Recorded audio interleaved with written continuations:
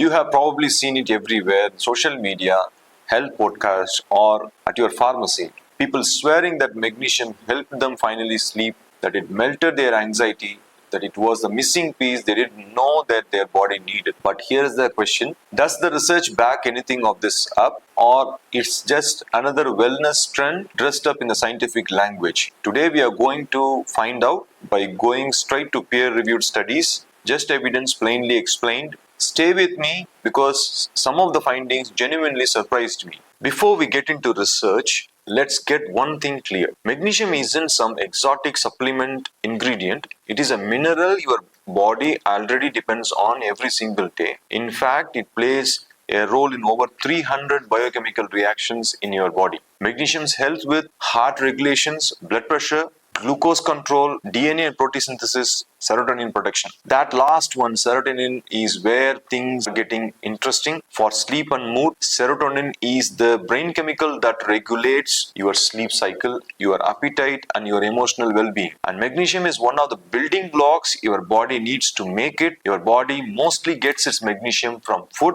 leafy greens like spinach, kale, nuts and seeds, beans, whole grains, bananas, and dairy. So if your diet is decent, your magnesium levels are probably okay.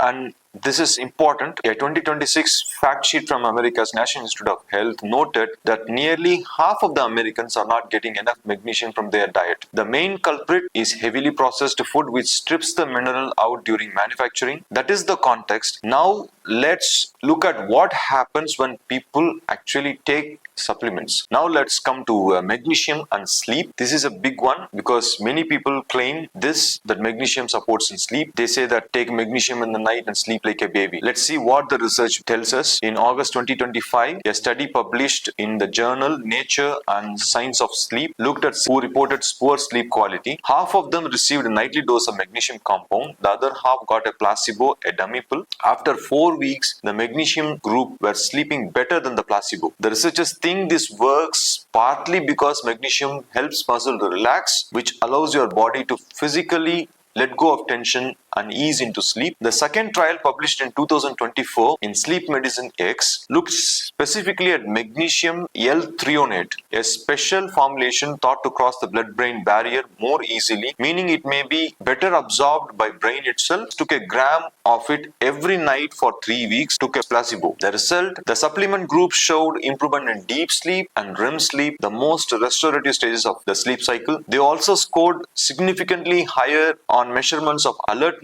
energy, and productivity the next day. And there was one more finding that stood out. Sometimes the researchers had not even set out to measure, that is, improved mood. But here is the honest caveat: sleep improvements were modest. Magnesium is not a cure for insomnia. If you are dealing with serious sleep problems, this is not a replacement for professional medical advice or evidence-based treatments like cognitive behavioral therapy for insomnia. Think of it as a supporting player, not a lead. So what is the role of magnesium in mood and depression?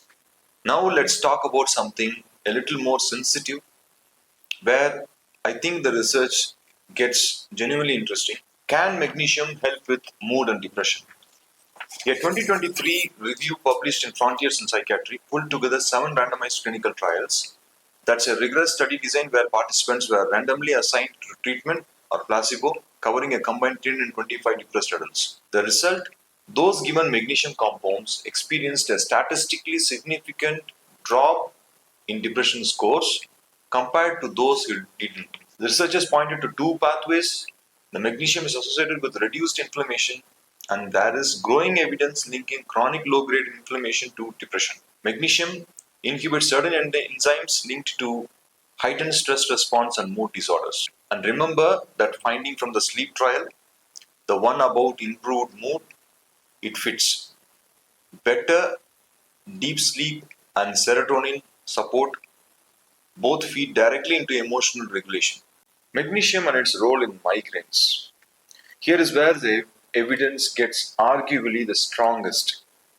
If you are a migraine sufferer, this section is for you. A review of 4 RCTs published in February 2025 in Neurological Sciences found that a daily magnesium supplement in doses ranging from 122 to 600 milligrams could both reduce the severity of the migraines and cut their frequency by approximately 2.5 attacks per month. 2.5 fewer migraines a month for someone who suffers regularly, that is significant.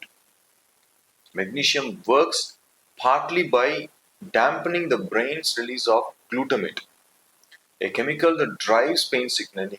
When magnesium levels are low, the brain's pain pathways becomes more reactive. The migraine evidence is more robust than sleep or mood research. Multiple trials, consistent findings. If you are a frequent migraine sufferer and haven't discussed magnesium with your doctor, I feel this is worth bringing up. Now let's go to the magnesium and heart health. Now, what about the cardiovascular claims, or can magnesium protect your heart? The honest answer is the evidence here is weaker. Some studies suggest that magnesium supplements can lower blood pressure, but, and this is crucial, the effect was only meaningful in people who already had hypertension or a diagnosed magnesium deficiency called hypomagnesemia. In other words, if your blood pressure is normal and your magnesium levels are fine, supplements aren't going to do much for your heart.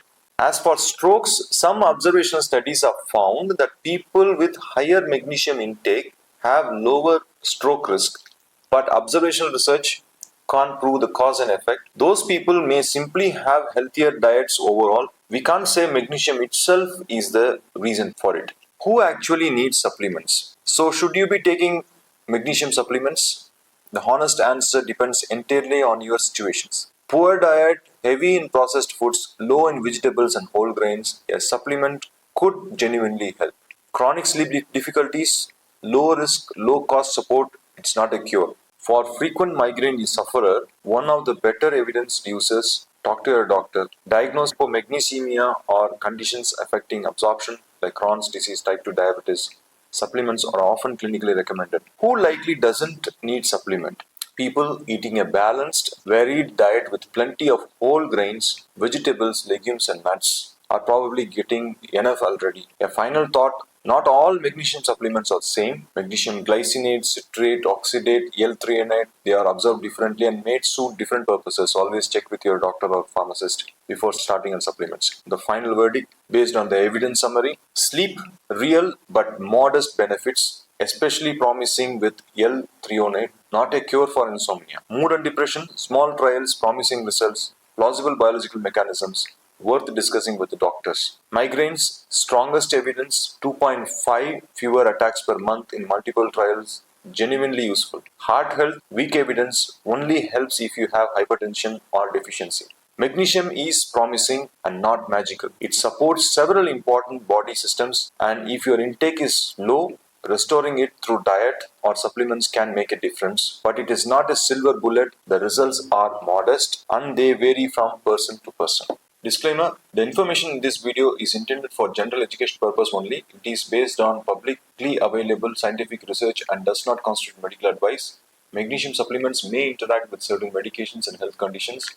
Always consult a qualified healthcare professional before starting any supplements or making changes to your health. This video does not claim to diagnose, treat, cure, or prevent any disease or medical condition. If you found this useful, consider sharing it with someone who keeps asking you about magnesium supplements, because now you have actual answers. Drop a comment below. Are you someone who has tried magnesium? Did it help you? I would genuinely love to know that. And if you want more evidence-based breakdown of health topics, hit subscribe. There's a lot more coming. See you in the next one. Goodbye.